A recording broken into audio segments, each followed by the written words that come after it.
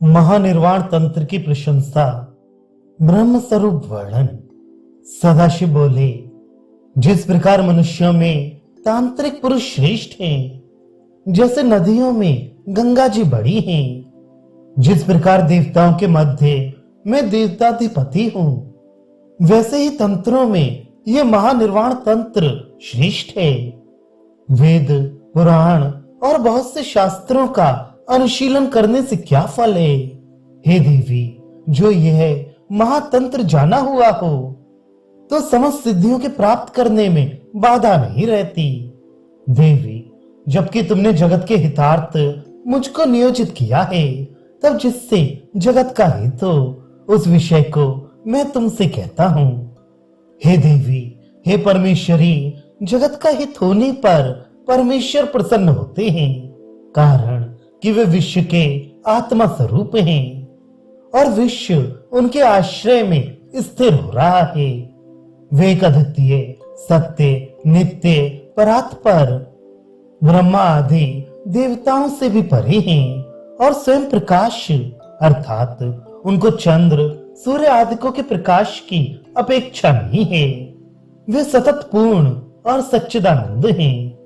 वे निर्विकार, निराधार, निर्विशेष, निराकुल, गुणातीत, सर्वसाक्षी, सर्वात्मा, सर्वदृष्टा और व्यापक हैं। वे गुण भाव से सब प्राणियों में विराजमान रहते हैं। वे सर्वव्यापी और सनातन, आदि अंत शून्य हैं। उन्होंने समस्त इंद्रियों को और उनकी शक्तियों को प्रकाशित किया तो है, परंतु उनके इंद्रियां नहीं हैं।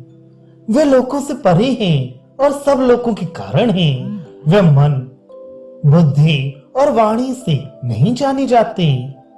वे सर्वज्ञ पुरुष सब जानते हैं, परंतु उनको कोई जान नहीं सकता। चराचर सहित ये त्रिलोक मंडल उनके अवलंबन से स्थित हो रहा है। ये अप्रत्यक्ष जगत उसकी अधीनता को नहीं छोड़ सकता। यह अनित्य जगत उनकी सत्यता के आश्रय से सत्य के समान पृथक भाव से प्रकाशित हो रहा है। उन्हीं के हितभूत होने से हम उनसे उत्पन्न हुए हैं। वही एक परमेश्वर सर्वभूतों का कारण है। उसने सृष्टि की है, इस कारण उसका नाम सृष्टिकर्ता और बृहत होने से उसका नाम ब्रह्मा है। हे देवी, विष्णु जी उनकी इच्छा से पालन करते हैं। मैं भी संहार कार्य में नियुक्त हो रहा हूँ। इंद्रादि लोकपाल गण भी उनकी आज्ञा के अनुसार चलते हैं। उनकी आज्ञा से वे अपने अपने अधिकार में नियुक्त रहकर इस जगत का शासन करते हैं। तुम प्रधान प्रकृति हो, इस कारण तुम त्रिलोकी में पूजित हुई हो। सर्वांतर्यामी उस ईश्वर के नियोग से जीवगण अपना अपना कर्म किया करते हैं। कोई कभी स्वाधीन भाव से नहीं चल सकता।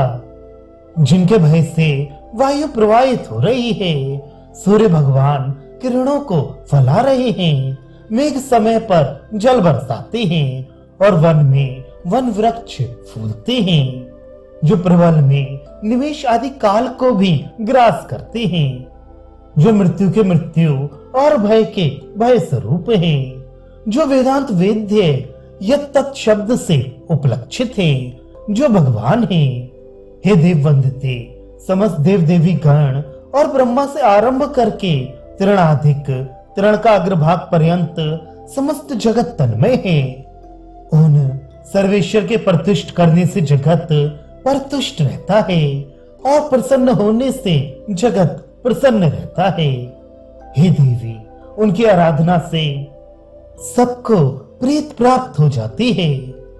जिस प्रकार वृक्ष की जड़ सींचने से उसकी शाखा व पत्र बढ़ते हैं, वैसे ही उन परमेश्वर की आराधना से समस्त देवता तृप्ति को प्राप्त हो जाते हैं। हे सुहृते प्रिय, तुम्हारी अर्चना करने से, तुम्हारा ध्यान करने से, तुम्हारी पूजा करने से और तुम्हारा जप करने से मार्तकागण संतुष्ट हो जाते हैं। हे पार्वती, जिस प्रकार नदियां अवश्य होकर समुद्र में प्रवेश करती हैं, वैसे ही पूजा, ध्यान आदि समस्त कर्म केवल उस एक ईश्वर में पहुंच जाते हैं। जो पुरुष जिस वस्तु को पाने के अभिप्राय से श्रद्धा सहित जिस देवता की अर्चना करते हैं, परमेश्वर अध्यक्ष स्वरूप से उन देवताओं के द्वारा उन आदमियों को वैसा ही फलदान कराता है। हे प्रिय, और अधिक तुमसे क्या कहूं? संक्षेप से केवल यही कहता हूं कि उस परमेश्वर का ही ध्यान चाहिए। वही पूज्य हैं, वही सुखाराध्य हैं। उनके अतिरिक्त जीव की मुक्ति का दूसरा उपाय नहीं है। शरीर को कष्ट व ईश्वर की आराधना करने में परिश्रम, उपवास, आचार, विचार आदि का प्रयोजन नहीं है, और ऐसे बहुत से उपचारों की भी आवश्यकता नहीं है। हे कुलेशानी, इनकी साधना में दिक् या काल के विचार का प्रयोजन नहीं है। मुद्रा व न्यास की भी आवश्यकता नहीं है। अतएव उन परमेश्वर के सिवाय किसी दूसरे का आश्रय और कौन ग्रहण करेगा?